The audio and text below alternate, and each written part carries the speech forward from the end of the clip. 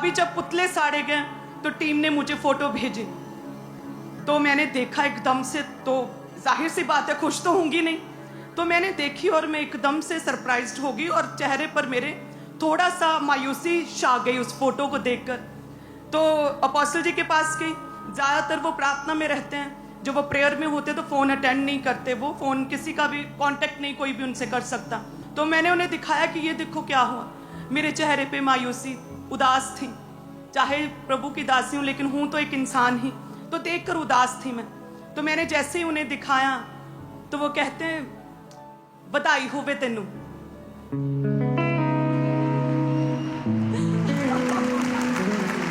Hallelujah. कहते हैं तेनू बधाई होवे।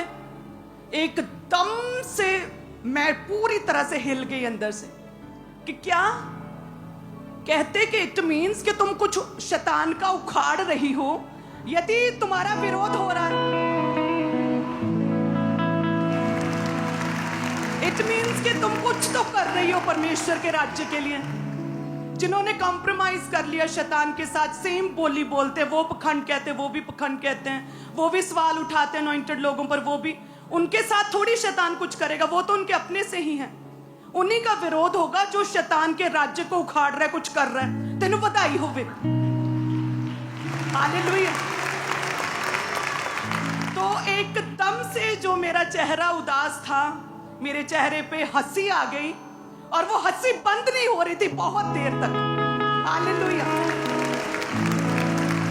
और मैं हंसी जावा बस के ए तू ही की कह दिता। इस पॉइंट ऑफ व्यू तो तक कोई सोच भी नहीं सकता कि इतना भी हो सकती है, इस चीज को इस नजरिए तो भी देखा जा सकता। वचन कहता है ना कि मन के जो अच्छे मन से क्या निकलता, अच्छी बातें ही निकलती हैं। मन के बुरे भंडार से केवल बुरी बातें ही निकलती हैं।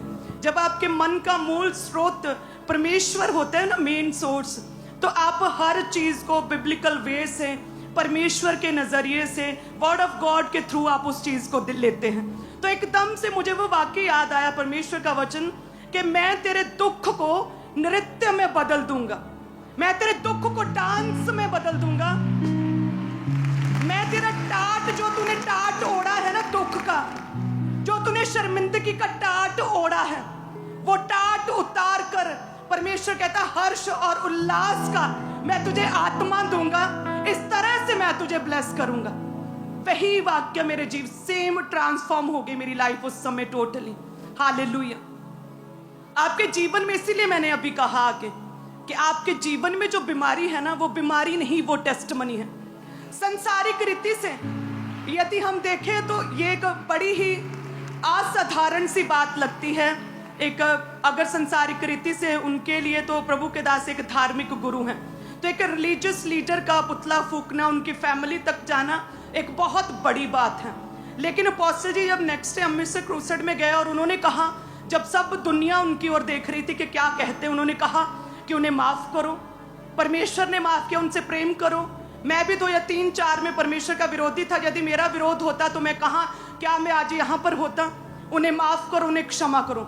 आप नहीं जानते कितने अविश्वासी लोग, अन्य जाति लोग, सोशली सामाजिक रीति से जो बहुत इन्फ्लुएंस रखते हैं, उन तक जब अपोस्टल जी की स्टेटमेंट पहुंची, जिन्हें बाइबल का नहीं पता, उन्हें परमेश्वर के विषय में नहीं पता, उन्हें नहीं पता तब वचन क्या कहता है, वो उन्होंने बुलाया, कांटेक्ट करना शुरू किया कि आपके परिवार तक लोग चले गए, आपका पुतला फूका गया एक धर्म गुरु का, उनके अकॉर्डिंग। तो कहते आपने ऐसी स्टेटमेंट क्यों दी, कैसे? तो पास्टर जी कहते ये कोई नई बात नहीं है, मैंने कोई भी नई बात नहीं की, परमेश्वर ने हजारों साल पहले बोला था, जो मैंने सिर्फ रिपीट किया है। प्रभु ने कहा था जो सताते उनके लिए प्रार्थना करो, मैंने जस्ट रिपीट किया, मैंने कुछ नया नहीं कहा। हालेलुया। आज लोग कांटेक्ट करते हैं कि हमने बाइबल नहीं कभी पढ़ी थी, हम कभी चर्च नहीं गए थे, हमने सिर्फ अपोस्टल जी का नाम सुना था, अंकुर नरूला करके कोई जन है जो कि क्रिश्चियन रिलीजियस लीडर है, हमने कभी नहीं सुना था। लेकिन आपके और आपके परिवार के साथ ये वाला इंसिडेंट हुआ, तब सबकी आंखें आपकी ओर थी और आपने कहा इन्हें माफ करो, हम आपसे मिलना चाहते हैं, हम आपसे मिलना चाहते हैं, हमें बताएं ये कैसे पॉसिबल है, ये कैसे हो सकता है, आपने माफ कैसे किया। हालेलुया।